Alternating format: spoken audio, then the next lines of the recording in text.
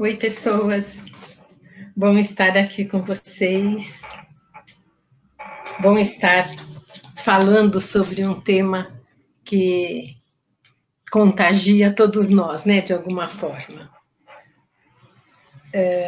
Queria, assim, em primeiro lugar, agradecer a presença de vocês aqui, né, de estar disponibilizando o tempo para isso, para falar desse tema tão importante.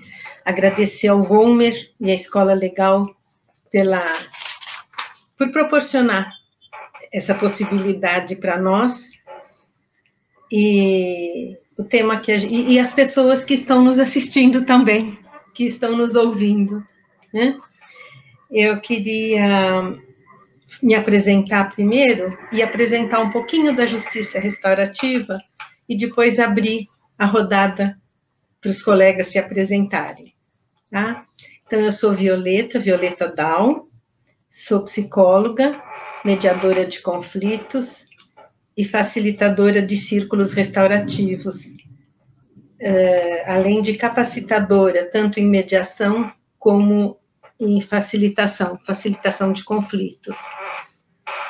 Faço parte da equipe Justiça em Círculo, uma equipe que estuda e ensina justiça restaurativa desde 2006, né? O primeiro projeto veio para o Brasil em 2005, em 2006 eu praticamente entrei nesse ano, né?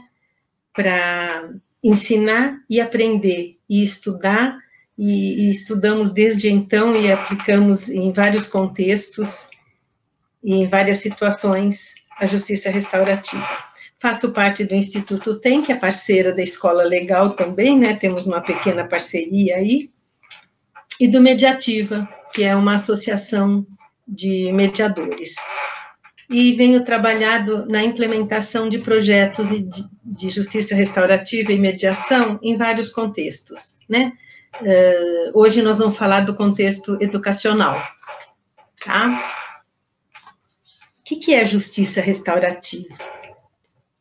Imagino que algumas pessoas já saibam, né, do que vamos falar. Vou fazer só assim, dar uma degustação para vocês conhecerem um pouco, para quem não conhece, saber um pouquinho do que estamos falando, né? A gente chamou pessoas de escola também para participar, algumas pessoas que não têm esse convívio ainda com as práticas restaurativas.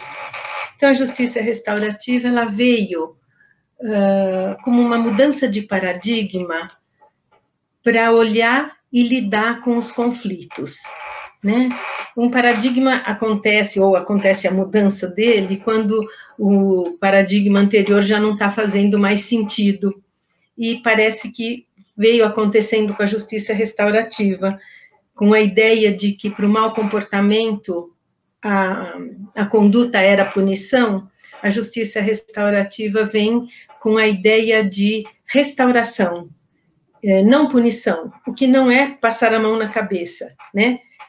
Ainda tem essa ideia, em alguns lugares a gente ouve, não é passar a mão na cabeça, principalmente porque a responsabilização de todas as situações difíceis que estão sendo vividas, né? Então, quando a gente fala de justiça restaurativa, a gente pode falar até de crimes graves e crimes, e que a pessoa se responsabiliza pelo ato e tem a reparação de dano.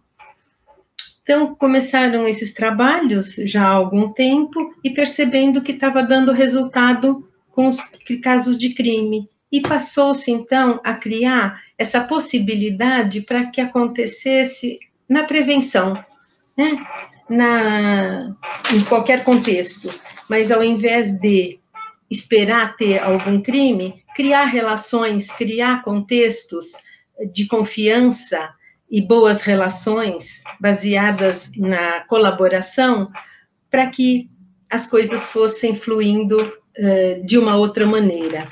E é isso que vem acontecendo nas escolas, em várias escolas também. Ainda não está implementado em todo o mundo, em todo o país, mas, assim, tem muitas escolas, está avançando, eu diria que de uma forma galopante, esse trabalho nas escolas.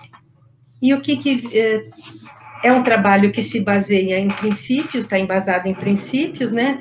Princípios de respeito, imparcialidade, não julgamento, inclusão, a participação de todos. Quando se fala em justiça restaurativa, a gente entende que o problema de um é um problema de todos. A gente tem uma situação a ser resolvida, não tem um culpado dentro daquela situação. Então, é baseado, assim, nessa perspectiva que a gente trabalha a justiça restaurativa. A postura do facilitador é muito importante. A escuta é fundamental para um trabalho. Normalmente não se tem, a gente tem muita pressa, né? Então a pessoa está falando, o jovem está falando, a gente já tem a resposta e é dada a resposta sem ter a calma de poder esperar e ouvir o que ele está dizendo, né? O que ele está querendo dizer.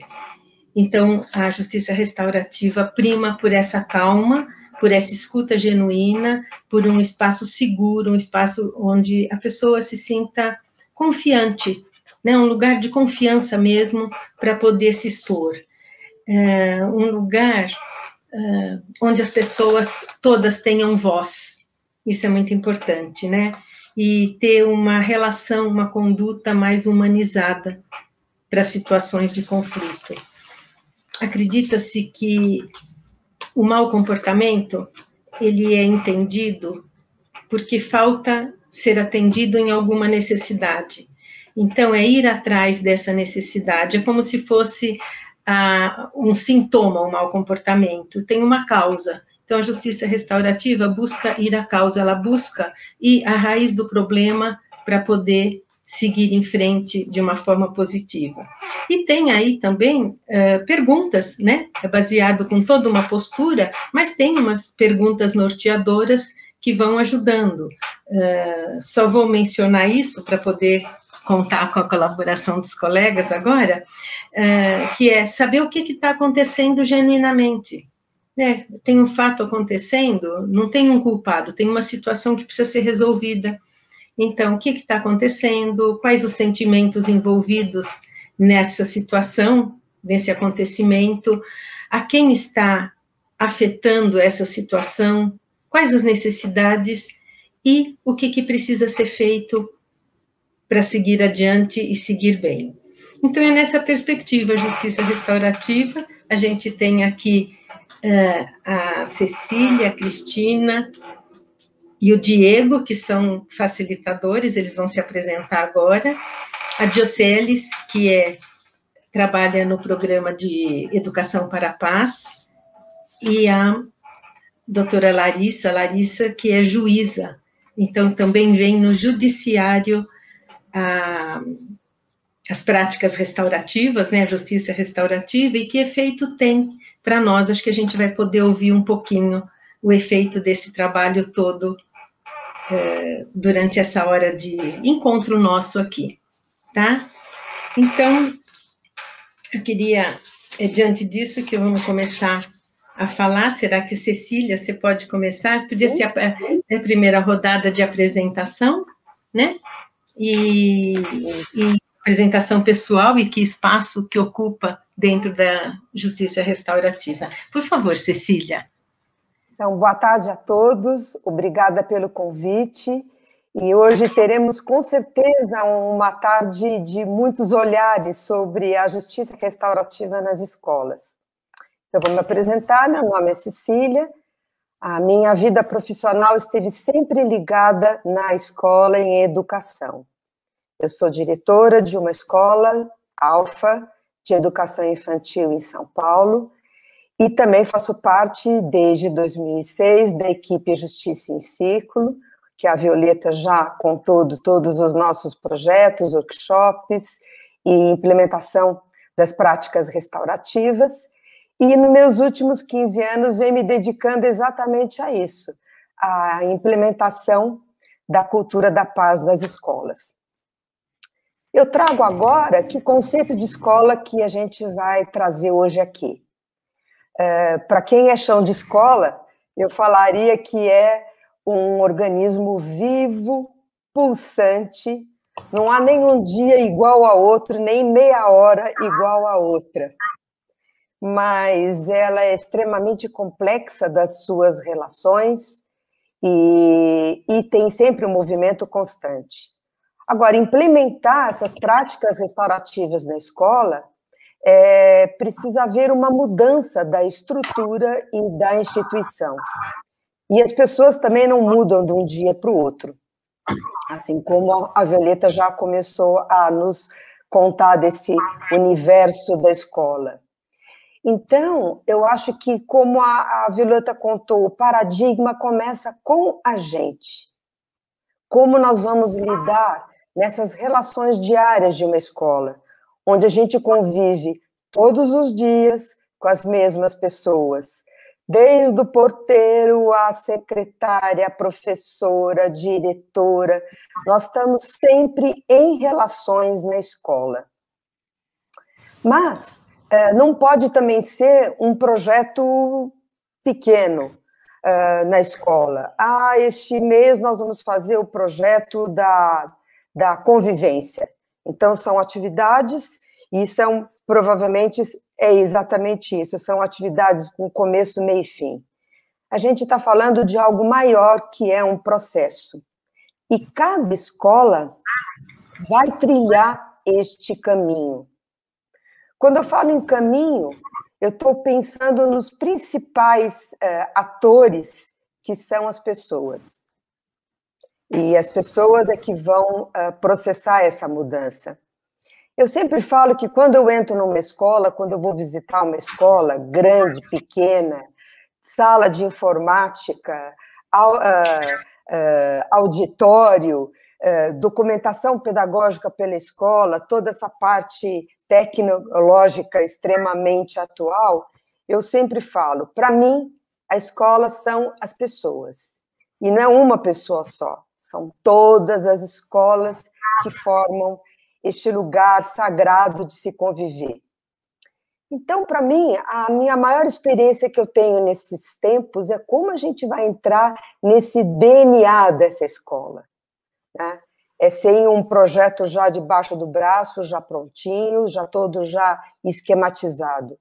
Eu acho que quando a gente entra numa escola, o mais importante é ouvir as pessoas, que seja por um telefonema, que seja por alguém que nos procure, que a gente esteja na escola, numa entrevista com a equipe gestora, mas o mais importante, o que seria?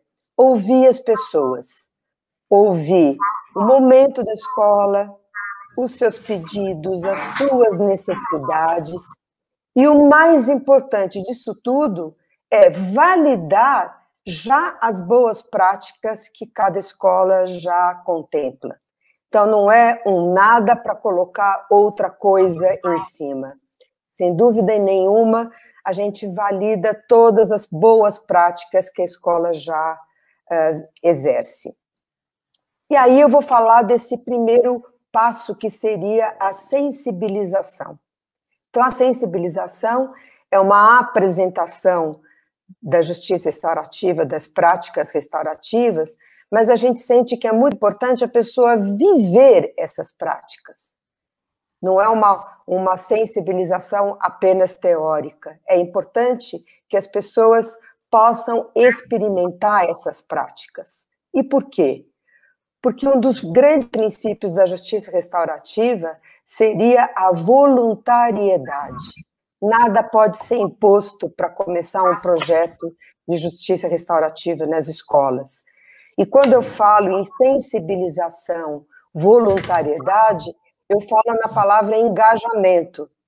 E essa palavra engajamento significa que a pessoa rever as suas crenças, os seus valores, as suas atitudes. Então, é preciso que aconteça esse engajamento para a pessoa realmente, quando estiver num curso, ela poder se dar este momento de reflexão. Então, os nossos cursos, as nossas capacitações são exatamente nesse processo de viver os princípios restaurativos, como a Violeta já mencionou, a escuta, a voluntariedade, a participação de todos, a inclusão de todos, a responsabilidade individual e a responsabilidade coletiva. A capacitação também a gente tem uma mudança de a gente dizer que é uma metodologia ativa. Então eu vou usar uma metáfora de um educador italiano, Loris Malaguzzi, que ele traz a metáfora de uma bicicleta. Então, um pedal é a teoria e o outro pedal é a prática. Então, nos nossos cursos, a teoria e a prática, eles vão estar caminhando em equilíbrio e em movimento. E isso é importante porque pode partir de uma prática, uma reflexão, vamos revisitar a teoria e assim esse equilíbrio constante vai acontecendo. É como se tivesse, a minha metáfora, uma pedrinha que a gente vai jogar no meio dessa escola e que este lago vai, né, crescer a sua ressonância. Então, para mim, essa pedrinha também tem uma metáfora dessa construção dessa comunidade. Então, como vamos conviver, como vamos nos relacionar, porque quanto mais estiver forte esta convivência e essa construção dessa comunidade, eu até diria em outra palavra, uma convivência ética. Nós vamos estar fortalecidos para quando tiver um conflito, tivermos uma autonomia com as ferramentas que iremos aprender para solucionar os conflitos de uma forma autônoma. Para mim, esta metáfora da pedrinha, que eu coloco no meio da escola, eu falo que é a minha pedrinha das minhas crenças e valores. Então, eu acredito nessa crença de transformação das pessoas, né? A transformação individual, a transformação relacional na escola e a transformação institucional. É fácil, é possível. Se a gente dá o primeiro passo, a gente sempre caminha juntos nesse caminho todo. Eu vou terminar com uma frase, vou estar lendo agora aqui. Quanto mais alinhada com os princípios de justiça restaurativa é a prática, e quanto maior a flexibilidade em sua adaptação às condições legais, mais restaurativas são os resultados. Então, que essa pedrinha que eu coloco no meio da escola, hoje possa crescer aqui entre todos nós, em favor de colocar as práticas restaurativas na escola. Eu passo a palavra agora para a Violeta de novo. Então, Cecília, acho que você traz os princípios e os valores impregnados, né, incorporados no facilitador, nas pessoas que convivem. E eu fico imaginando o quanto isso repercute nos outros, acaba sendo um modelo também para as pessoas que convivem conosco, né? Agora é um exercício, né? Um exercício constante. Se começa também da gente, né? Se começa da gente esta postura restaurativa e que a gente estando numa capacitação, como você disse, vamos solucionar os problemas juntos, estamos aprendendo juntos também. Uhum. E respeitando o saber de cada um, né? O momento de cada um também. as possibilidades. Obrigada, Cecília. Obrigada. Cristina, você entra agora falando de você. Olá, Violeta, olá, colegas e todos os presentes, muito obrigada pela oportunidade de, mais uma vez, estar com vocês compartilhando algo tão importante. Como a Violeta já mencionou, me chamo Cristina, eu sou mediadora de conflitos e sou facilitadora de justiça restaurativa, trabalho como capacitadora, como coordenadora de projetos e também sou autora de alguns artigos na área. Eu atuo na implementação da justiça restaurativa desde 2006, nos mais diversos contextos. O primeiro projeto que eu me integrei foi lá em São Caetano do Sul, coordenado pela Vara da Infância e da Juventude, aonde nós capacitamos 30 lideranças comunitárias a facilitarem, para que elas pudessem posteriormente facilitar conflitos de vizinhança e violência doméstica. Também integravam esse projeto a rede de garantias dos direitos da criança e do adolescente, incluindo a equipe técnica. No ano seguinte, eu já comecei a participar de projetos na escola. Então, eu entrei na escola com a Justiça Restaurativa em 2007 e nunca mais saí, estou lá até hoje. No estado de São Paulo, através de uma parceria entre Justiça e Educação, mais especificamente entre a Coordenadoria da Infância e da Juventude e a Secretaria Estadual de Educação, diversos projetos foram realizados. E nós, da equipe Justiça em Círculo, Violeta, Cecília, eu e uma série de outras colegas que também estão conosco aqui presentes, nós fomos implementando, levando a justiça restaurativa para várias escolas, como foi o caso dos municípios de Campinas, de Barueri, e também, às vezes, capacitando a rede municipal como um todo, todas as escolas integrantes da rede municipal, por exemplo, em São José dos Campos. E, no ano passado, eu venho como assessora, né, da Diretoria Regional de Ensino Pirituba-Jaraguá, aqui no município de São Paulo, e essa diretoria é uma diretoria bastante grande, com um número enorme de unidades escolares, onde a gente tem a oportunidade de levar, né, os princípios e valores restaurativos, bem como as práticas, para educadores e para representantes da própria diretoria, educadores da rede direta e também da rede parceira. E mais do que incentivar o desenvolvimento de ações e práticas, né, através das nossas ações, o que a gente realmente tem como propósito é transformar a cultura escolar, justamente promovendo um aumento desse senso de comunidade, aprimorando as habilidades comunicacionais, que a Cecília acabou de dizer, relacionais também, além de aprender a lidar de um modo positivo com os conflitos e combater a violência de forma não violenta. Parece simples, mas muitas vezes a gente é bastante violento ao lidar com a violência, e é essa coerência entre trabalhar de forma não violenta a violência, é uma coerência que a gente quer desenvolver e perpetuar. E desde 2015, eu também venho trabalhando em projetos junto a organizações do terceiro setor, levando a justiça restaurativa nos 4 cantos desse país. Eu digo que é uma ação polinizadora, tanto da justiça restaurativa como da cultura da paz. Eu acho que eu posso dizer que, junto com os nossos alunos e parceiros, a gente semeia valores, princípios e práticas da justiça restaurativa, a gente aduba muitas terras, regamos, colhemos belos frutos, frutos que vêm transformando muitas realidades, sempre embasados pelo princípio restaurativo da responsabilização coletiva. Eu vou pedir a Violeta para você voltar, para que os outros colegas também possam se apresentar, e depois eu volto falando um pouquinho dos principais desafios e oportunidades desse momento, junto com todos os outros. Muito obrigada.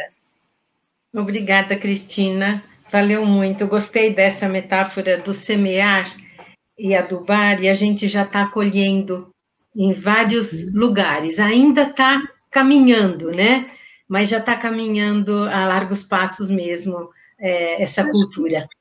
cada lugar caminha no seu ritmo, não é, Violeta? Alguns lugares já têm as práticas mais implementadas, já estão colhendo frutos há mais tempo, e outros estão semeando para colher daqui a pouco, mas todos vão colher.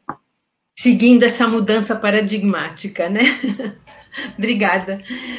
Vamos ouvir o Diego? Assim, pensei nos facilitadores e capacitadores primeiro, né? E depois a Dioceles, que trabalha na Secretaria, junto à Secretaria de Educação, né? No programa de Educação para a Paz, e depois a doutora Larissa, falando do Judiciário. Pode falar, Diego. Acho que as pessoas perceberam, a gente tem São Paulo, Diego, Paraná, e Dioceles e Larissa do Amapá, aqui conosco. Bem-vindos. Diego, por favor. Então, boa tarde a todas e todos, né? Queria cumprimentar essa mesa feminina, né? Eu sou o único homem aqui representando o sexo masculino, é uma alegria estar com pessoas tão queridas, e muitas delas, como a Violeta, foi minha professora, né? Minha inspiradora. Meu primeiro contato com as práticas restaurativas foi uma formação numa escola onde eu era professor, que a Violeta veio, né? E aí depois fui tendo contato também com o restante da equipe Justiça em Círculo, e isso foi me motivando. Então, sou o Diego, atuo como diretor numa escola social do Grupo Marista, aqui na cidade de Londrina, no Paraná. Meu contato com as práticas restaurativas, com a justiça restaurativa, aconteceu lá em 2013, 2014, com essa capacitação, e a partir daí eu vim aprofundando, estudando, fazendo alguns cursos, porque a metodologia, os princípios, a filosofia das práticas restaurativas me afetou profundamente, eu costumo dizer. Então, modificaram a minha forma de ser humano no mundo, né? O meu sujeito, Diego, foi modificado a partir do meu contato com as práticas restaurativas, né? E aí é uma modificação que ela é constante. Eu costumo sempre dizer que desde aquele momento onde eu fui afetado por essa temática, por essa filosofia, eu venho me modificando, aprendendo, me construindo e me desconstruindo também a partir desse momento. Então, hoje eu atuo na direção de uma escola, já atuei na assessoria educacional também do Grupo Marista, acompanhando escolas sociais e capacitando professores, equipes gestoras com esta metodologia. Discuto as práticas restaurativas e me aprofundei um pouco aí nessa temática, olhando para 3 grandes campos. O primeiro, o campo do currículo escolar, né? Então, qual que é o lugar do sentimento, qual que é o lugar das relações dentro do currículo escolar? A gente costuma olhar o currículo da escola como um conjunto de conteúdos, ou a provocação que a Base Nacional Comum Curricular nos faz, aí um conjunto de habilidades e competências. Mas onde está a relação, né? A escola, ela é imbuída de relações, então, como é que a gente contempla a dimensão relacional tão fomentada dentro das práticas restaurativas, dentro desse currículo da escola, e não trata isso como algo separado, mas como um elemento constituinte desse currículo? Então, a partir disso, eu vim, né, pesquisando também e me transformando e me construindo com essa metodologia. Outro campo é o campo da gestão escolar, né? É impossível nós falarmos de práticas restaurativas, implementarmos uma metodologia olhando só para o sujeito do ensino-aprendizagem, que é o aluno ou o grupo de professores. A gente está falando de um campo da gestão, né? Então, como é que eu penso uma gestão escolar restaurativa para que possa, de fato, efetivar esse campo do currículo escolar restaurativo e relacional? E outro campo é o campo da formação de professores mesmo, ali olhando para a gestão de sala de aula. Então,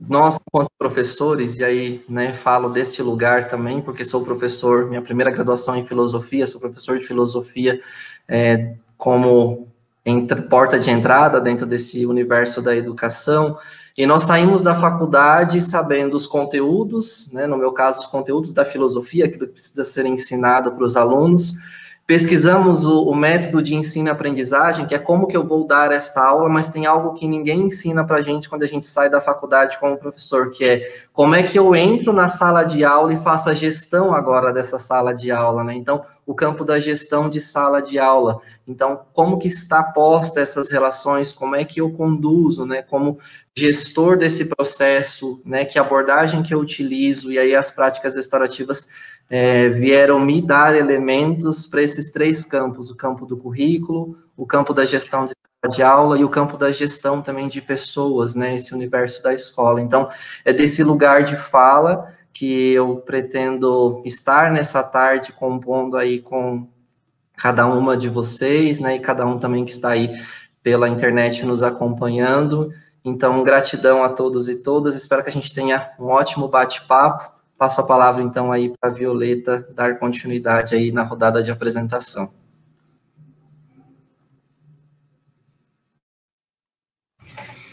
Emocionada.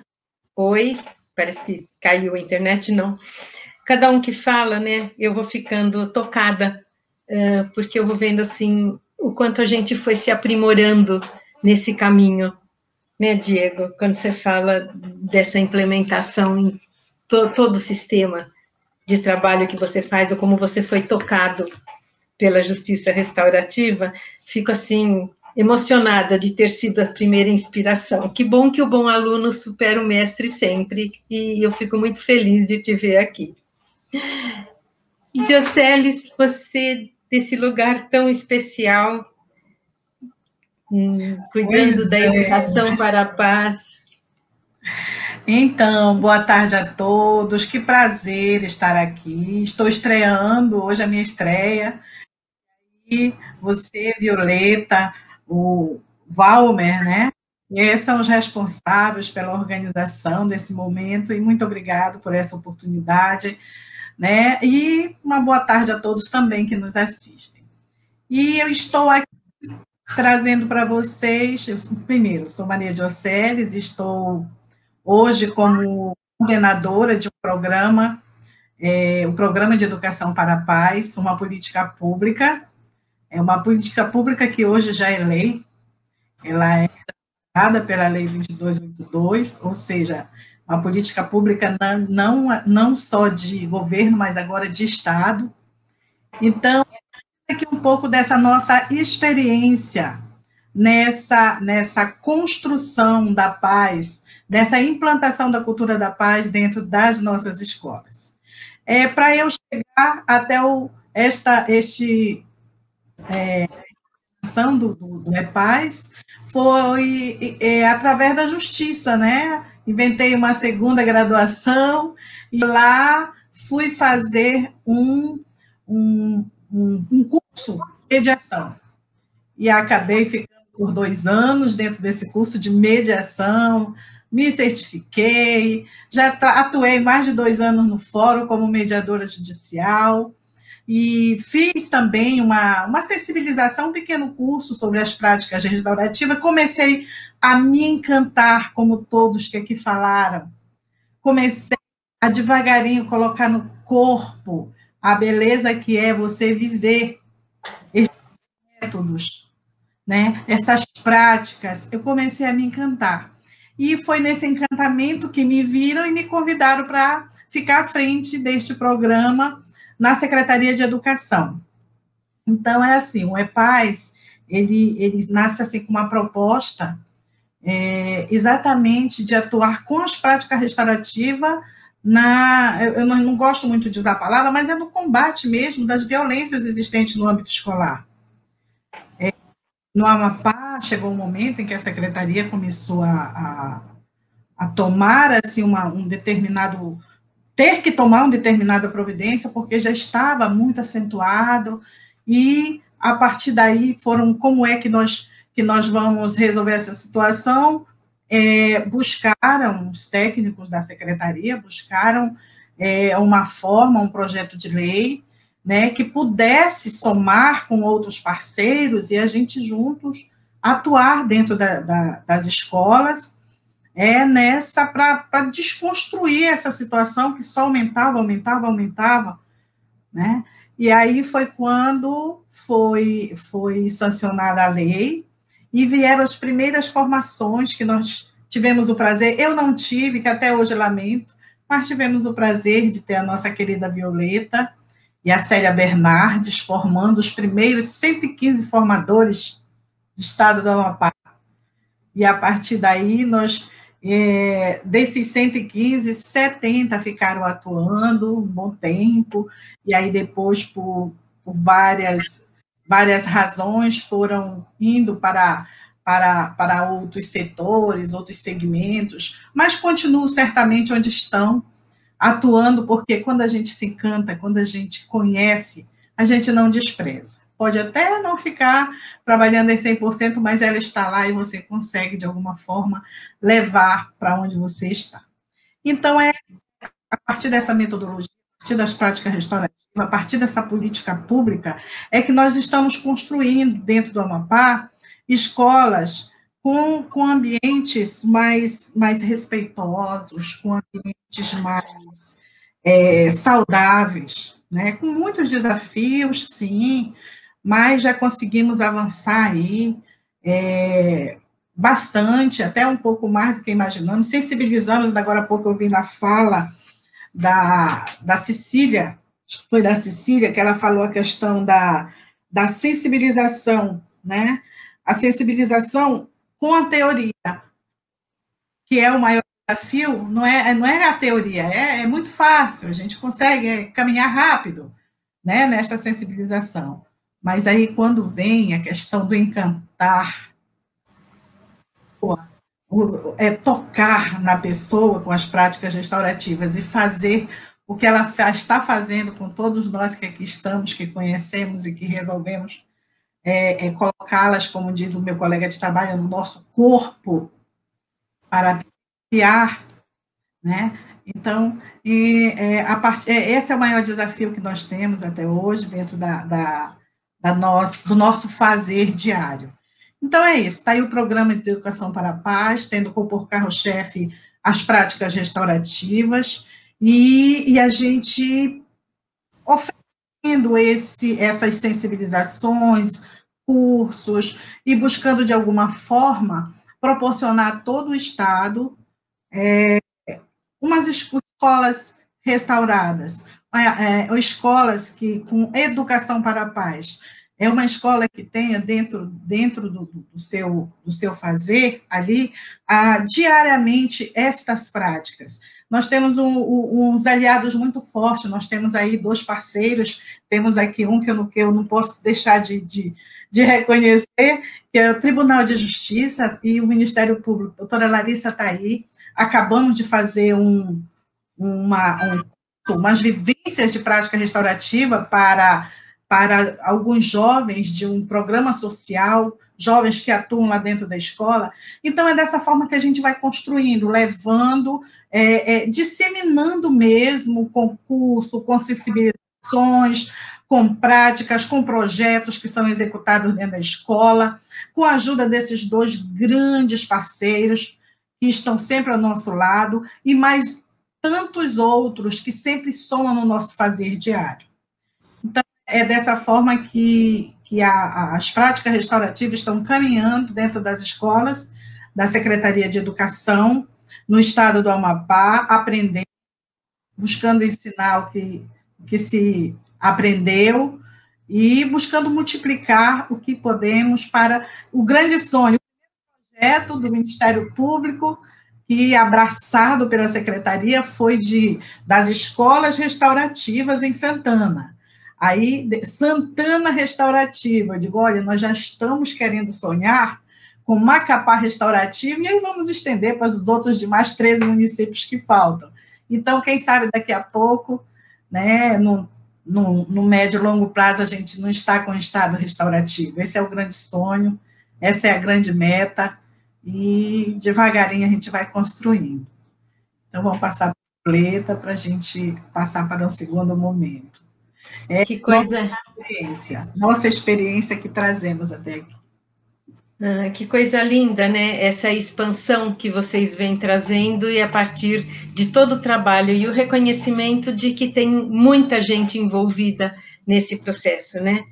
E acho que a união mesmo do Tribunal de Justiça, do Ministério Público. Acho que a gente não pode esquecer que o Ministério Público teve um peso grande, né, no início desse trabalho, com a doutora Silvia Canella, que foi trazendo e chamando a Amapá, né, a partir do município de Santana, para o tamanho que está o projeto hoje.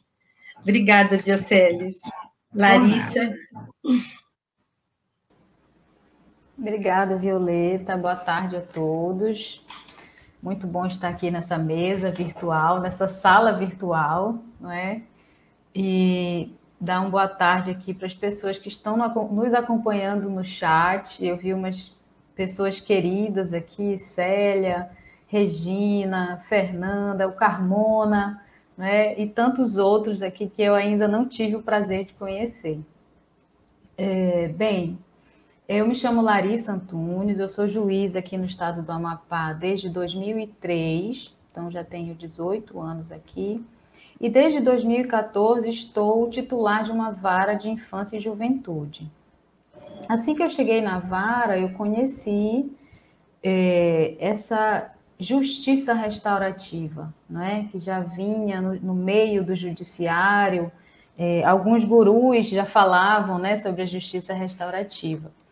E conhecendo a doutora Silvia Canella, do Ministério Público do Amapá, tive assim, a oportunidade maravilhosa de fazer o primeiro curso que nós tivemos aqui em 2014, início de 2015, com Célia, Violeta, Marta também esteve por aqui.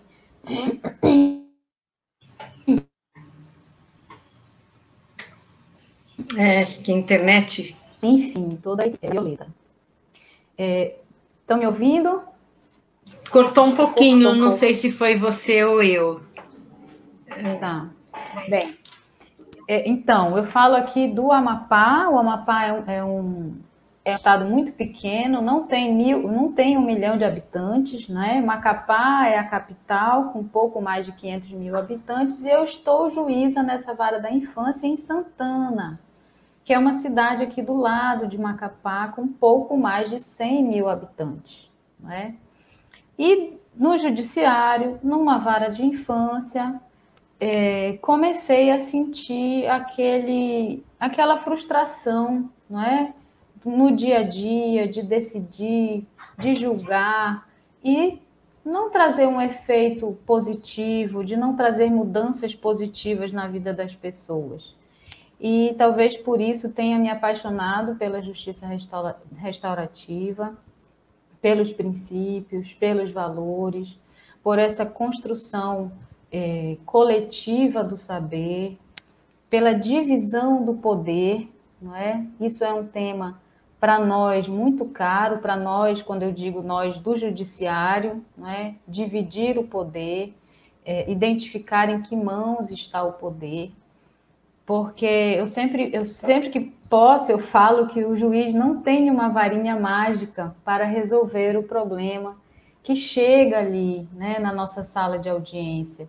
E às vezes é o que as pessoas esperam, é o que a população quer, né? Quantas vezes eu já não ouvi, olha, doutora, eu vim aqui lhe entregar esse menino porque eu já não sei mais o que fazer. E também recebia muitas comunicações, notificações das escolas, dizendo que também não sabia mais o que fazer com aquele aluno, com aquela família, não é? E nós, no judiciário, eu, juiz, ali na vara da infância, o que eu poderia fazer, não é? Quando aquela criança já passou pela escola, pela família, pela escola, às vezes por um serviço social ou pela saúde, e chegava ali já passando, né, por vários serviços que não atenderam às suas necessidades. E aí embarcamos nesse projeto da Escola Restaurativa, junto com o Ministério Público. Logo tivemos a adesão das secretarias de educação, tanto do município quanto da Secretaria de Educação do Estado, e fomos levando as práticas restaurativas para as escolas. 2015 e 2016, capacitamos 500 pessoas. 2017, 2018, mais 650 pessoas. E o nosso sonho inicial era que cada escola tivesse um núcleo, né, de práticas restaurativas, mas que a realidade nos mostrou que às vezes nem sempre isso acontece, não é? E que aquela escola que internaliza, que entende, que começa a viver os princípios, a viver a filosofia das práticas restaurativas, consegue avançar na criação desses bons relacionamentos, na criação de um ambiente saudável e propício para o estudo, um ambiente com menos violência, não é? E para nós, do Judiciário, do Ministério Público, isso para nós faz todo sentido, não é? Se nós podemos trabalhar em prevenção de conflito, se nós podemos cuidar antes que os conflitos aconteçam, não é? Quando a gente percebe, por exemplo, quando chega um ato infracional na vara da infância que iniciou com uma pequena indisciplina de um aluno, né? O que é taxado como indisciplina, mas que às vezes foi uma falta de comunicação, ou as pessoas não conseguiram se enxergar, ou as pessoas não conseguiram se ouvir, e dali o conflito foi acirrando até que gerou um processo judicial, e as pessoas, a família teve que ir ao judiciário, né? E a maioria das pessoas não gosta de entrar no fórum, né? E as famílias chegavam, doutor, eu estou com muita vergonha, meu filho, aconteceu isso com meu filho, enfim. Eu acredito muito na mudança da sociedade a partir desse local, né, a partir da escola, e continuo levando isso aonde eu estiver, porque isso também gerou uma mudança em mim, uma mudança nas minhas relações, uma mudança no meu fazer diário, na vara da infância, né? Isso continua fazendo muito sentido para mim, né? Às vezes eu me pergunto muito o que eu, juíza, vou fazer lá na escola, né? Eu sempre chego na escola com muito cuidado, com muito respeito, né? Para não gerar um constrangimento. O que lá vem essa juíza dizer para mim, para o professor, o que eu tenho que fazer? Na verdade, não é isso, né? Nas minhas reflexões, eu cheguei à conclusão de que quando todos nós, do lugar de onde nós estivermos, entendermos que a educação é uma questão para todos nós, de onde nós estivermos, nós vamos evoluir muito mais como sociedade, nós vamos evoluir muito mais como cidadãos, né? Identificando as nossas responsabilidades. Então, a gente vai para a escola, não é para dizer como o professor deve fazer ou o diretor deve fazer, mas para perguntar como eu posso lhe ajudar para que a gente previna conflitos, crie relacionamentos saudáveis e consiga avançar nesse sentido. E aí eu vou copiar um pouquinho a Cecília, eu vou terminar com uma poesia, antes de devolver a palavra para Violeta, porque para mim faz sentido nesta reflexão que eu acabei de fazer, que é do Rumi, né, um poeta persa, sufi, que eu conheci lendo o trabalho do Marshall Rosenberg. Para além das ideias de certo e errado, existe um campo. Eu me encontrarei com você lá. Eu acho que estamos aqui nos encontrando. Violeta, obrigada. Que lindo, que emocionante tudo isso. Eu fico bastante encantada com toda essa fala, com toda a evolução mesmo, e com toda a observação, com todo esse cuidado que o judiciário está olhando, né? Muitos dos judiciários estão olhando para essa transformação das pessoas. Alguém no chat comentou que é importante a escola educar para a paz, né? Mas educar para o espírito de paz. E eu penso que a contribuição do judiciário nesse momento é fundamental para que isso possa acontecer, né? O apoio do judiciário. Obrigada, Larissa. A gente vai passar para uma segunda rodada, quem puder responder, sobre desafios dentro disso que estão fazendo, né? Eu acho que desafios, tanto do trabalho em si, mas eu estava pensando, e hoje, como estamos diante da pandemia, lidando com as práticas restaurativas também? Como é que elas estão interferindo? Isso, se puderem falar disso também, né? Mas, assim, a ideia é desafios e oportunidades das práticas, ok? Então, posso começar pela Cecília? Falar um pouquinho, Cecília? Eu acho que na pandemia trouxe o aprendizado para todo mundo. Hoje eu realizei um círculo online e eu acho que, de uma certa forma, a pandemia também não deixou de nos aproximar pela internet. Então, acho que é uma ferramenta útil e que a gente também aprendeu a se conectar pelo virtual.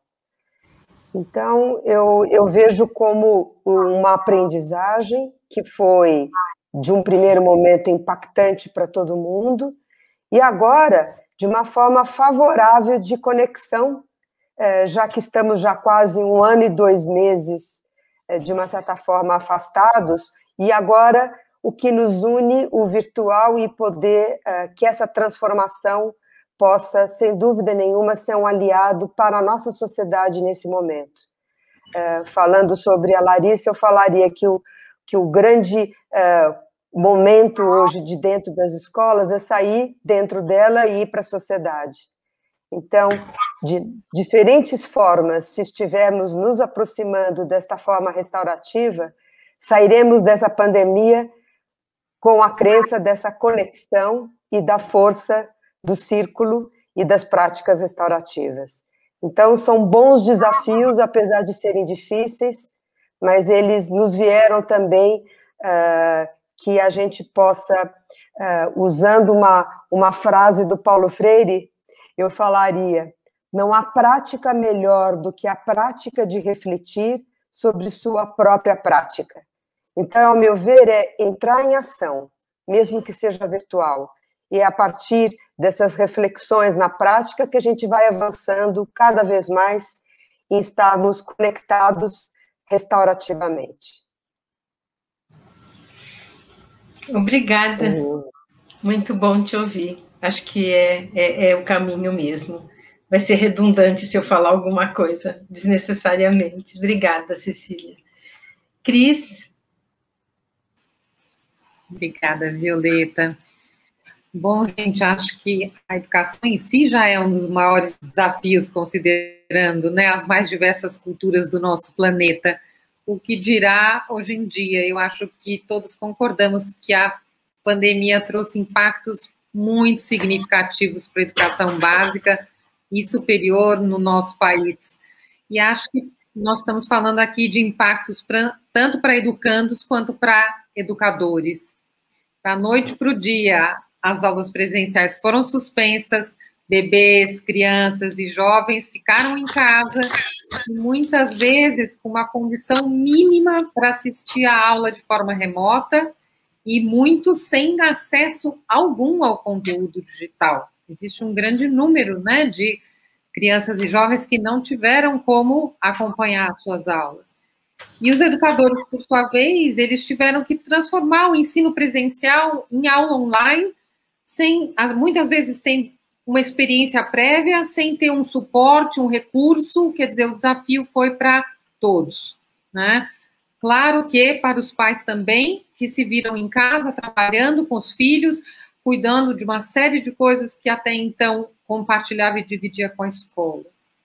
Eu acho que são impactos sem precedentes, tanto no campo acadêmico, mas também para a saúde mental de educandos, educadores e pais. Eu acho que os adultos, quando eles sugerem, ou eles querem, ou eles promovem a ida da criança, do jovem para a escola, é porque eles querem que os jovens desenvolvam novas habilidades. Mas para os jovens e para as crianças, o principal motivador para eles frequentarem a escola são as relações sociais. E essas relações ficaram totalmente transformadas nesse período, né? A relação social diante do isolamento, né, mudou radicalmente, assim como a rotina desses educandos e educadores. E com isso, eu acho que a pandemia trouxe, sim, né, um grande aumento de índices de ansiedade, estresse, depressão, entre jovens, entre crianças, entre educadores e, enfim, toda a comunidade escolar.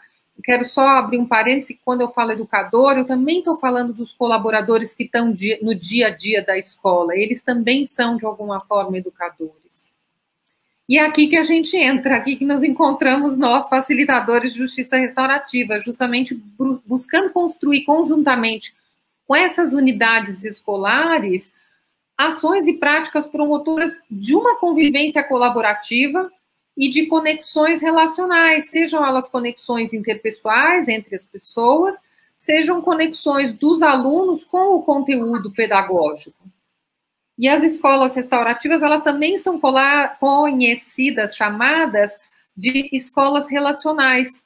E então, se a gente puder pensar no educador restaurativo, ele é justamente aquele que vai promover, né, que tem um foco na promoção das relações positivas, respeitosas, colaborativas. E acho que diante dessa mudança significativa no padrão de relação que a gente teve diante da pandemia, essas ações ficaram ainda mais necessárias e presentes. Então, acho que o foco restaurativo ficou ainda mais necessário e evidente no momento atual. E se, né, temos grandes desafios, a gente sabe que os grandes desafios também geram muitas oportunidades. Sendo criativo, a gente pode usar as nossas experiências anteriores para lidar com situações novas e inusitadas, como foi a própria situação da pandemia. E usar a experiência anterior não é você reproduzir um padrão de comportamento que você usava antes para agora, neste momento, mas sim refletir a partir da sua experiência anterior que recursos eu tenho e como que eu coloco isso em ação. Na verdade, gente, isso é o que a gente chama de empoderamento, né? O Paulo Freire fala, a pessoa, grupo ou instituição empoderada é aquela que realiza por si mesma as mudanças e ações que levaram a instituição a evoluir e se fortalecer. E a pandemia nos impôs uma necessidade extrema de evolução e fortalecimento. Então, acho que a questão do empoderamento, ela veio com uma grande oportunidade diante desse desafio que a pandemia nos impôs. E se, por um lado, a escola teve um super grande desafio de fazer o conteúdo pedagógico chegar até o aluno, nós, educadores, nós tivemos um aumento, uma ampliação do alcance das nossas aulas. Olha aqui, estamos nós de São Paulo, Paraná e Amapá, todos juntos falando por pessoas já do Rio Grande do Sul, enfim. O nosso alcance ficou muito mais largo, muito maior. E com isso, antes, por exemplo, eu mencionando a Diretoria Regional de Educação, nós temos lá 300 centros de educação infantil parceiros, aproximadamente. Vocês já pensaram se eu tivesse que fazer presencialmente uma capacitação, quanto tempo eu demoraria? Enquanto que, a partir do virtual, nós conseguimos alcançar e levar os princípios, os valores e as práticas restaurativas para um número muito grande de educadores. Isso, sim, foi uma grande oportunidade que, de novo, né, a tecnologia nos ajudou. Outro ponto que eu acho que é fundamental ressaltar é a tão almejada parceria Paz-Escola, né? A parceria Paz-Escola precisou acontecer. E os esforços foram mútuos, né? Justamente para fortalecer essa parceria. Parceria essa que ainda precisa ser ampliada e ainda deve perpetuar, ou seja, a gente ainda precisa continuar trabalhando com uma união de forças na construção conjunta de uma educação melhor. O que nós estamos falando aqui? Do princípio restaurativo da responsabilização coletiva por uma educação melhor, de mais qualidade, mais relacional, como disse o Diego, né, onde a gente possa olhar para as relações e não só para o currículo. E para finalizar, eu acho que diante de tantos danos vividos, né, a gente está vivendo aí uma enormidade de danos nesse momento, eu acho que vale lembrar a quinta crença restaurativa, que pressupõe justamente que aqueles envolvidos nas situações que demandam ações reparadoras são as melhores pessoas a decidir como vão resolver essas questões. Como vão atender as suas necessidades e as necessidades daqueles a quem eles convivem com, se relacionam com.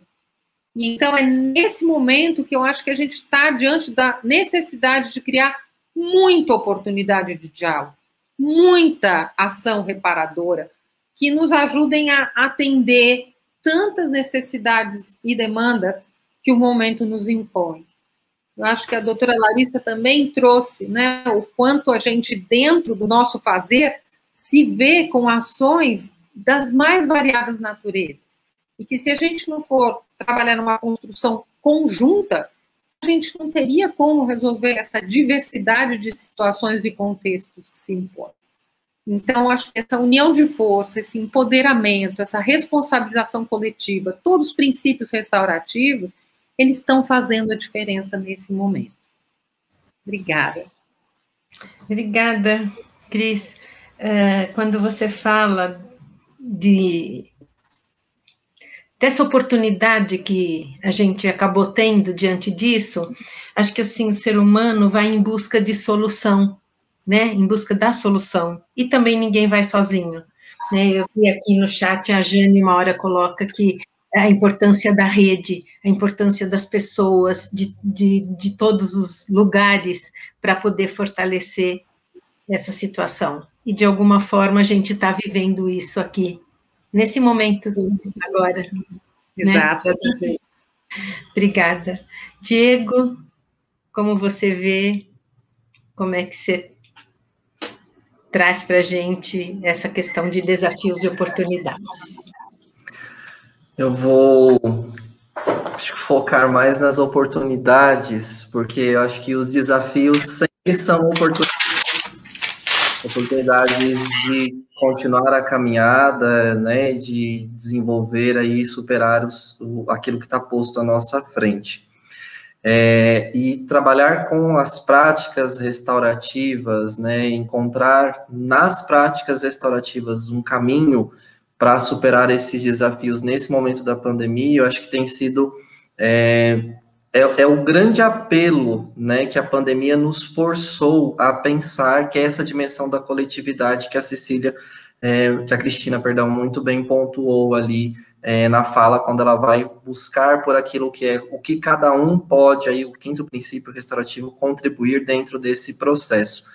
Eu acho que a pandemia nos fez este apelo, né, de pensar no outro, de se conectar com o outro, de superar aquilo que é a particularidade para pensar no coletivo. Acho que esse é o grande princípio das práticas restaurativas e que pode responder aí ao momento atual de diversas formas. Mas eu gostaria de focar em alguns aspectos ali que eu pontuei no início das práticas restaurativas e vou começar justamente por esse que é a busca pelo bem comum. Eu vejo como uma grande oportunidade das práticas restaurativas a implementação de uma educação humanizada, uma educação para e pelos direitos humanos, né? O princípio elementar dos direitos humanos é uma educação democrática, participativa. E nós temos hoje um Caderno Nacional de Educação em Direitos Humanos, um Programa Nacional de Educação em Direitos Humanos e uma Base Nacional Comum Curricular para efetivar tudo isso, né?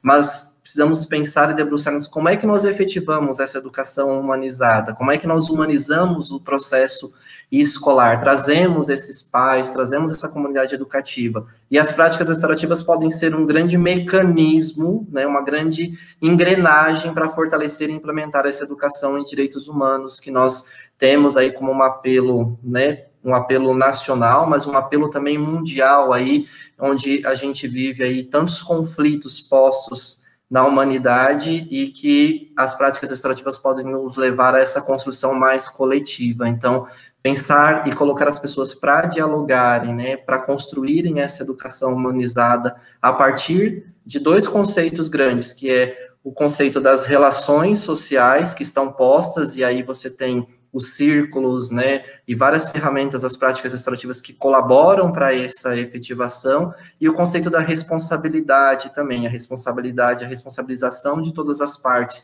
que é um elemento constituinte das práticas restaurativas, mas também é um elemento importante hoje para viver em sociedade. Como é que eu me responsabilizo, me torno um com o outro? Eu gosto muito de uma provocação de um texto da Madalena Freire, que ela fala que eu me torno um com o outro e o outro se torna um comigo. Então, essa dimensão da coletividade que as práticas restaurativas têm como princípio, eu acho que hoje, nesse momento atual mundial que nós vivemos, é uma grande oportunidade de dar voz, de dar vez para superarmos esse olhar tão particular, tão centrado, né, e egocêntrico, e conseguir olhar para o outro que está à nossa frente. Então, acho que eu pontuaria isso em primeiro lugar.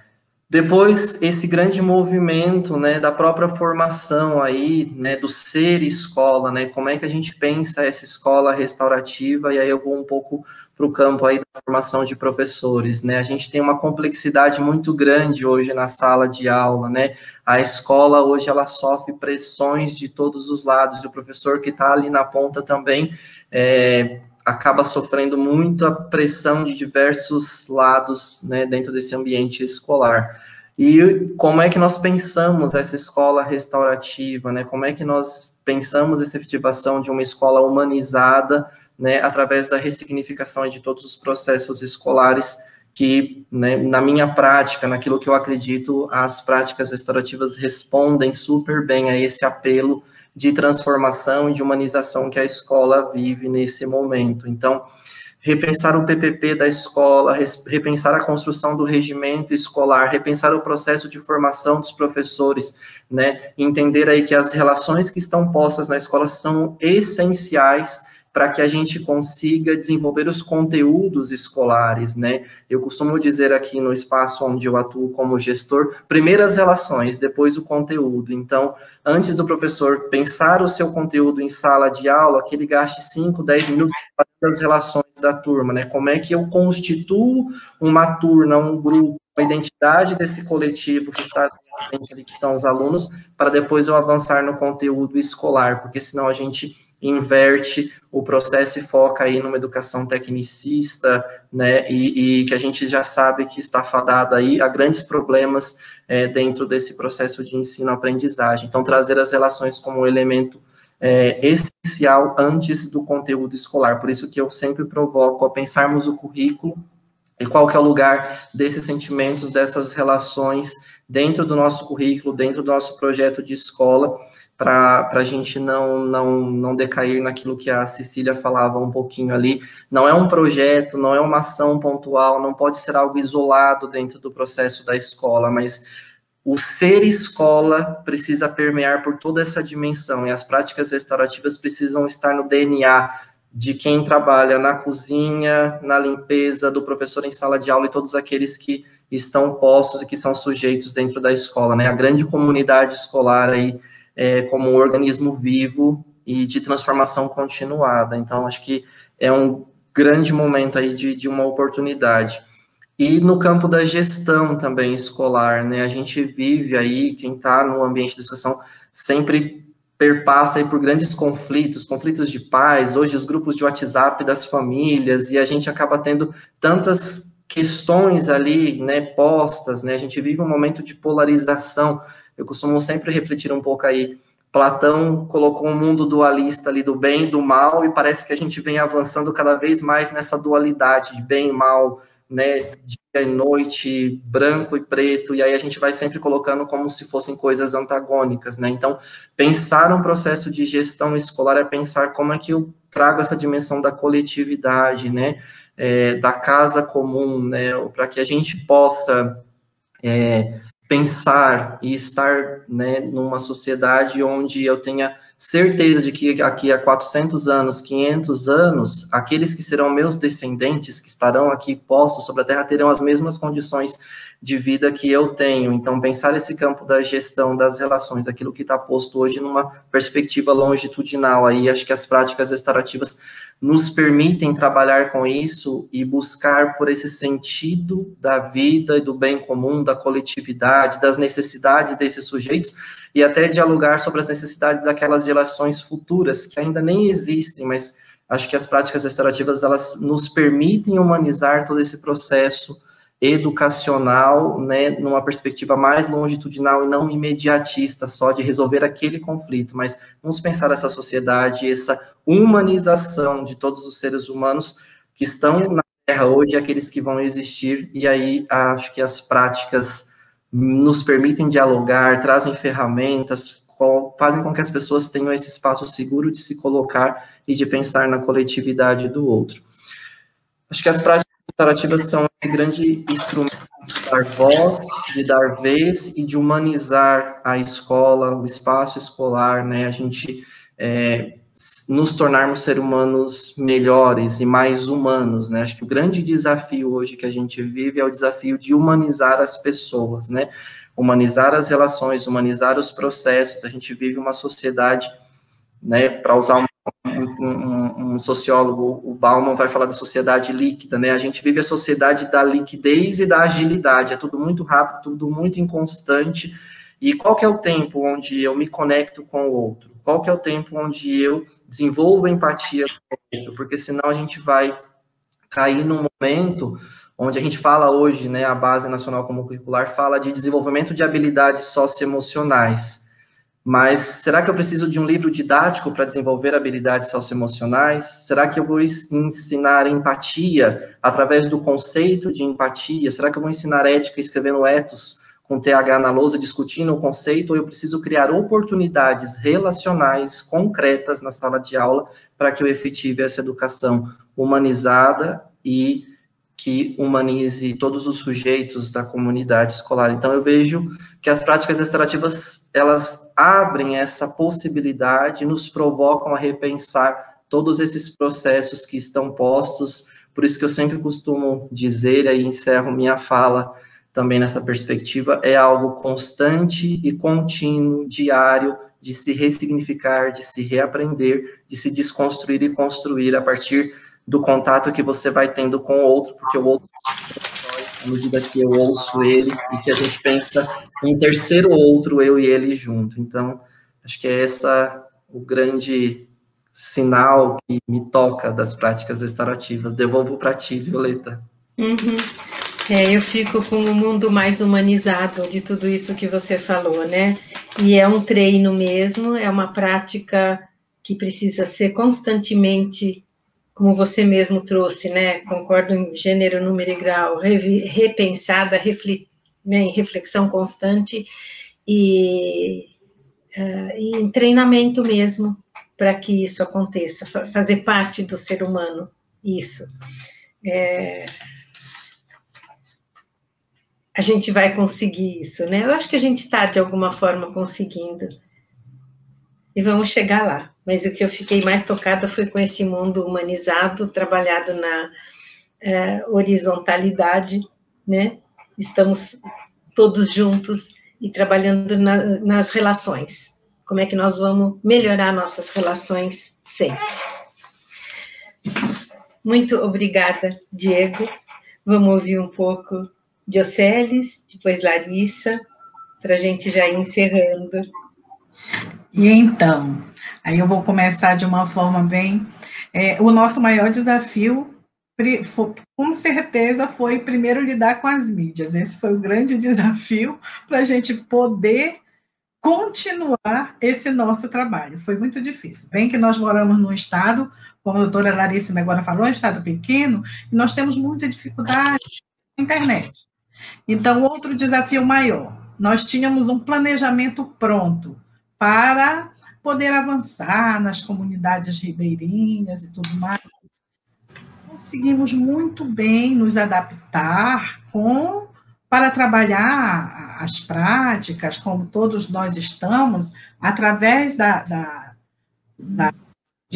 das reuniões online, dos círculos online, dos cursos, mas aí o grande desafio que nós tínhamos traçado, que era alcançar lá nossas escolas, lá na Ribeirinha, escolas que nós identificamos com situações muito difíceis e precisando ser, sim, tocadas, precisando dessa humanização de que tanto falou o Diego, precisando levar para eles essa mensagem de tempo, essa mensagem de cuidado, do cuidado que esse momento pandêmico agora nos trouxe tão como é que se diz?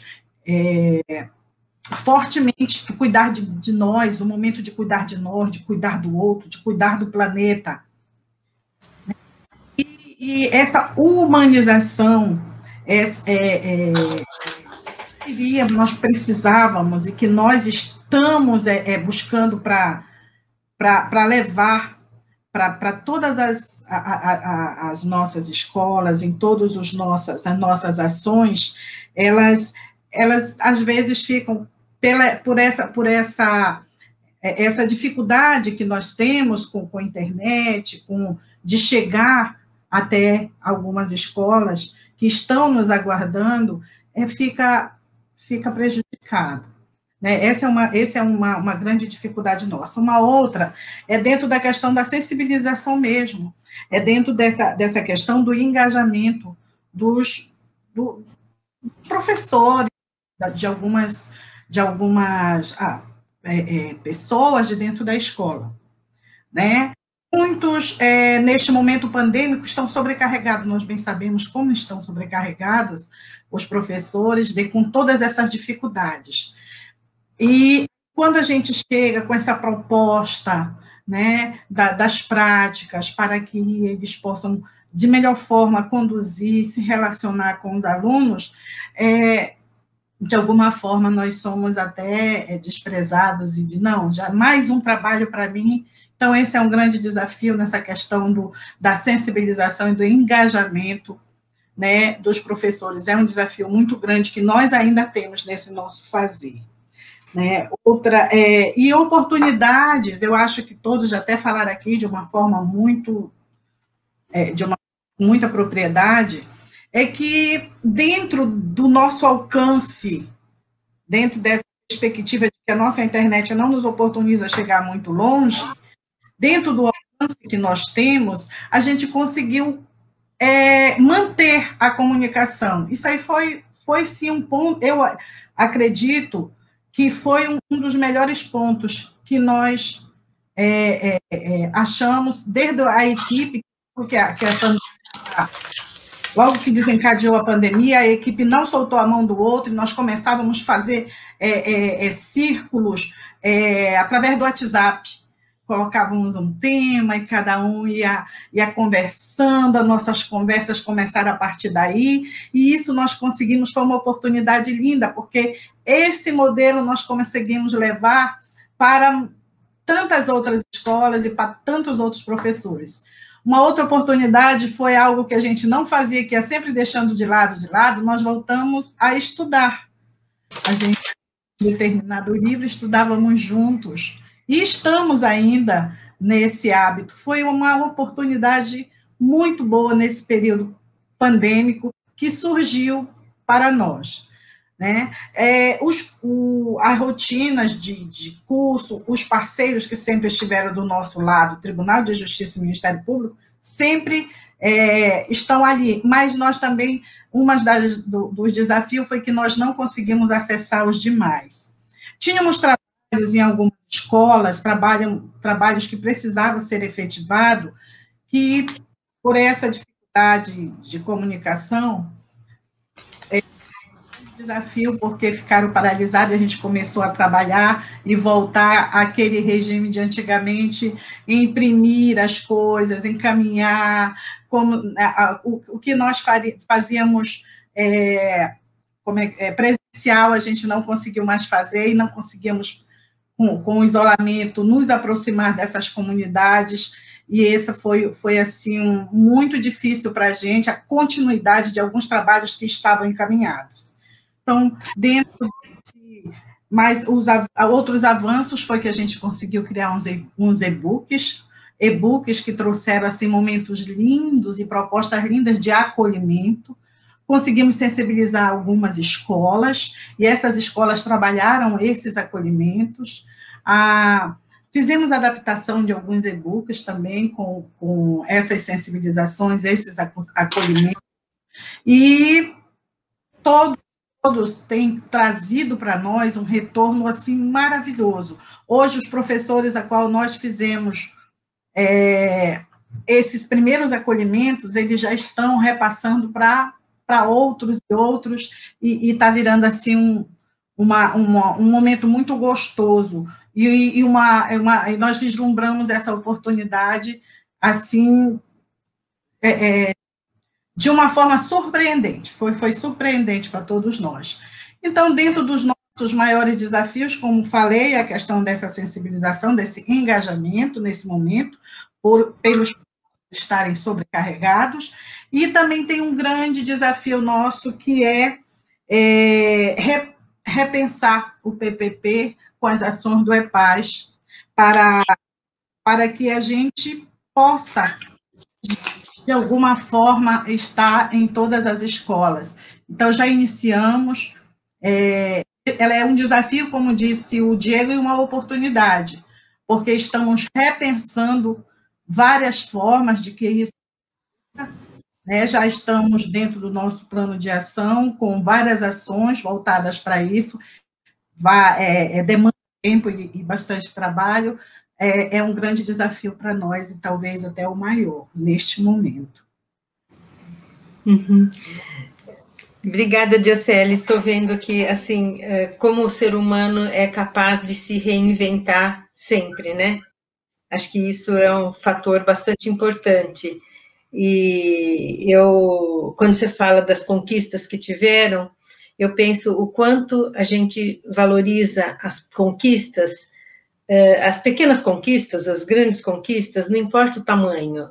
Quer dizer, todas as conquistas são valorizadas, né? Eu acho que isso também nos leva para um otimismo e abre espaço para outras realizações, né? Não fica empacado no que não dá certo.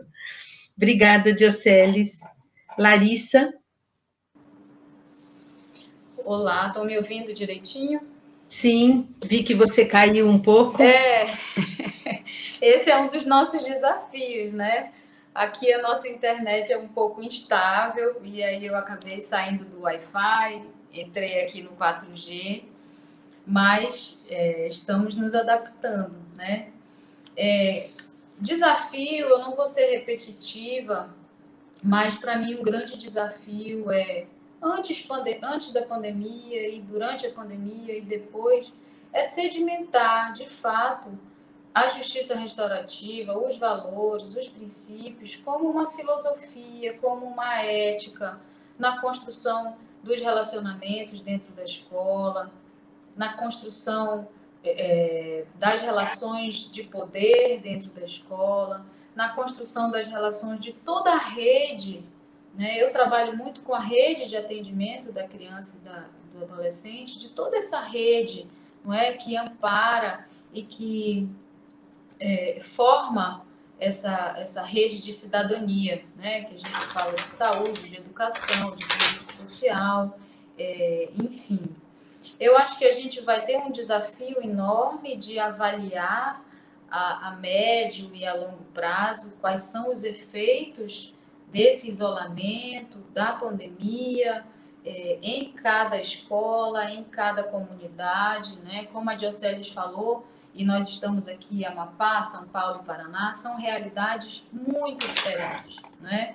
Nós temos comunidades ribeirinhas, sem acesso à internet, que há pouco chegou a energia elétrica, então a gente vai ter um grande desafio, cada um no seu lugar, de avaliar qual foi o impacto e o que a gente vai precisar cuidar a partir desse diagnóstico, né? De qual é o impacto a médio e a longo prazo desse período todo, né? Sem aulas.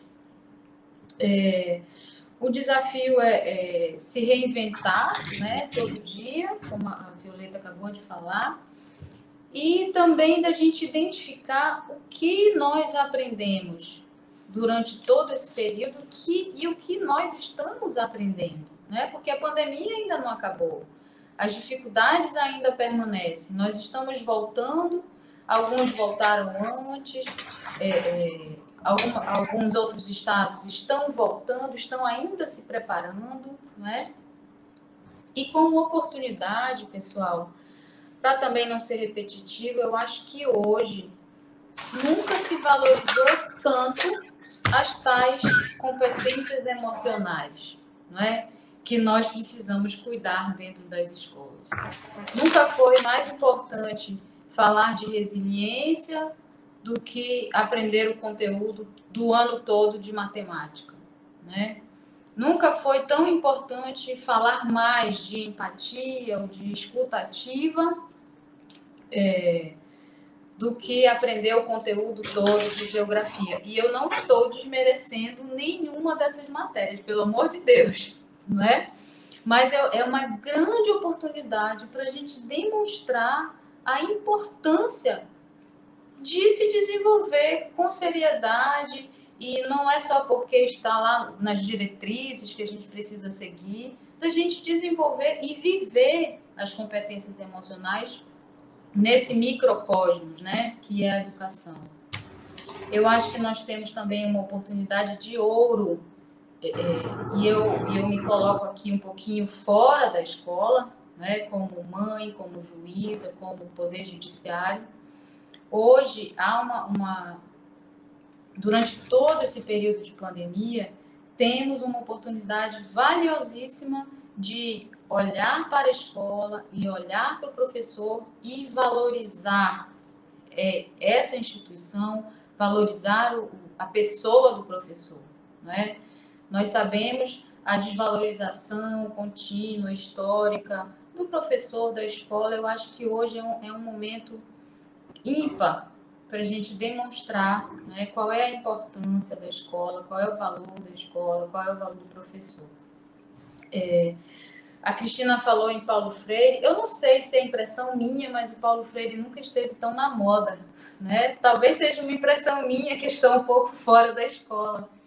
Mas tudo que ele fala tem feito tanto sentido, né, para a gente. E quando ele fala em empoderamento, eu acabei de ver, Violeta, uma pergunta aqui no chat, né, de qual é o ganho para a sociedade quando a gente leva as práticas restaurativas para a escola. É o empoderamento do cidadão, do aluno, do professor, né? E esse empoderamento que fala o Paulo Freire também está numa daquelas lições da Kay Pranes, que fala muito, né, de justiça restaurativa. Ela cunhou aquela ideia dos 7 pressupostos centrais, junto com a Carolyn Boyce Watson. E um dos pressupostos diz, de uma outra forma, exatamente isso. Tudo o que nós precisamos para fazer o que é necessário já está aqui. Nós já temos, não é? Então, eu vejo esse momento, o principal desafio, oportunidade, é nos reinventarmos e utilizar todas essas ferramentas maravilhosas que estão dentro das práticas restaurativas para nos empoderarmos, para fazer o que nós precisamos agora, com o que nós temos agora. A gente não pode esperar que a vacina venha, a gente não pode esperar que a escola abra completamente, a gente não pode esperar que voltemos ao antigo normal, porque parece que esse antigo normal não virá mais, né? Então, eu consegui enxergar essas oportunidades, Violeta. Obrigada, querida. Obrigada. Você traz a questão dessa mudança da sociedade, né? Uma mudança com todos os princípios que se tem para viver. E eu vi uma pergunta aqui da Rita, falando se a gente pode falar um pouquinho mais dos princípios da justiça restaurativa. Quem gostaria de falar?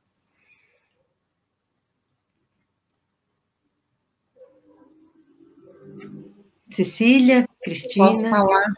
A Rita pergunta assim, Ela também pergunta, não só para falar dos princípios, mas como a gente vê que a justiça restaurativa pode contribuir com a sociedade.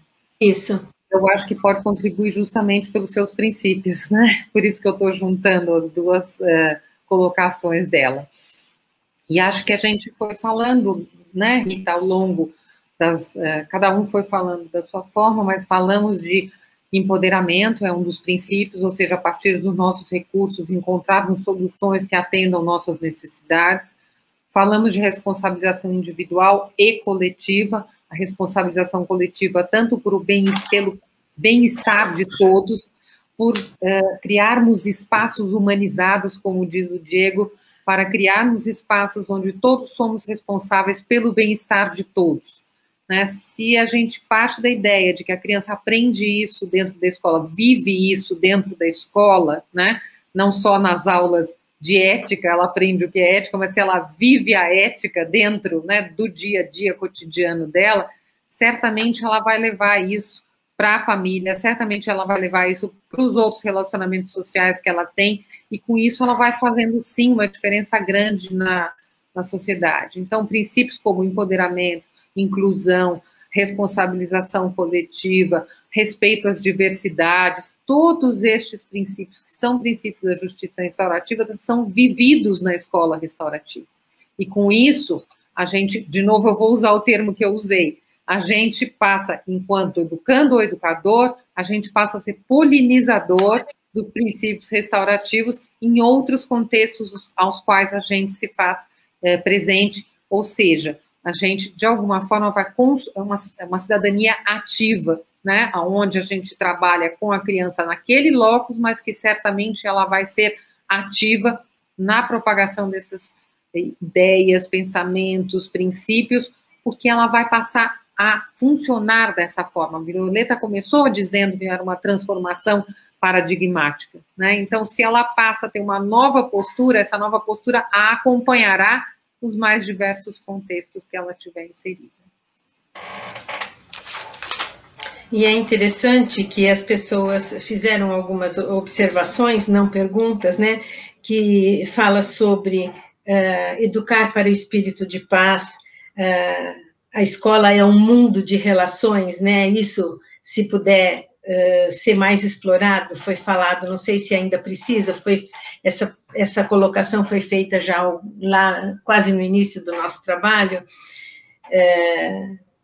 se dá para explorar, e aí eu vejo que está tudo interligado a esses princípios e valores, essa postura, a essa maneira de se dirigir ao outro, né? Eu acho que a justiça restaurativa, ela veio para essa transformação, mas nós sabemos que as mudanças têm o seu ritmo próprio para acontecer, né? Enquanto algumas pessoas já aderiram à ideia, outras ainda estão a caminho de ou não. E eu acho que é isso que nós que aderimos e estamos empenhados a essa ideia, a gente continuar disseminando esse trabalho de todas as formas possíveis, essa é uma delas. Alguém gostaria de comentar mais alguma coisa? Eu só gostaria de fechar a conversa aqui restaurativa. Eu gostei muito da expressão que a Dioceles falou, não podemos desgarrar a mão do outro. Então, eu vejo que nesse momento de conexão, engajamento, empoderamento, escuta, inclusão, participação de todos, responsabilização coletiva, é não desgarrar a mão do outro. Adorei a sua fala, Dioceles, tem tudo a ver com a justiça restaurativa na ação, dentro da escola, na sociedade, em todos os lugares que a gente puder contribuir para uma comunicação saudável e colaborativa entre todos. Não podemos desgarrar a mão do outro. E a resolução de conflitos também, né?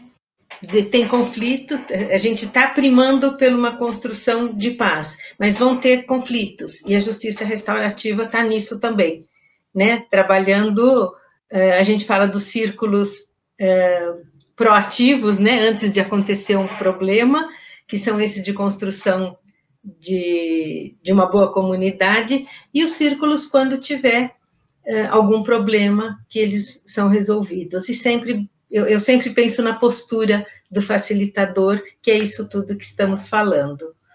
Mais alguma coisa gostariam de comentar? Então, acho que a gente já pode ir encerrando. Muito agradecida a vocês, muito agradecida a essas pessoas que vieram também nos assistir, nos ouvir, né? E nos ver. A gente aqui não está vendo, mas está percebendo as pessoas aqui. E a gente tem os nossos contatos, caso precisem de alguma coisa, tem o contato de todos nós pela Escola Legal, tá? Então, obrigada, gente. Boa tarde a todos. Até o próximo. Até o próximo. Eu quero encerrar, então, com uma poesia, pode ser? Opa, vamos lá. Claro. A Fernanda trabalha conosco e ela é uma poetisa. A Fernanda Gomes? Fernanda Gomes. E Oi, Fernanda. Mandou uma linda poesia da Cora Coralina. Uhum. E diz: não sei se a vida é curta ou longa, mas sei que nada do que vivemos tem sentido se não tocar as pessoas. Muitas vezes basta-se colo que acolhe, braço que envolve, palavra que conforta, silêncio que respeita, alegria que contagia, lágrima que corre, olhar que acaricia, desejo que sacia, amor que promove. E isso não é outro mundo. É o que dá sentido à vida. É o que faz com que ela não seja nem curta nem longa demais, mas que seja intensa, verdadeira, pura enquanto durar.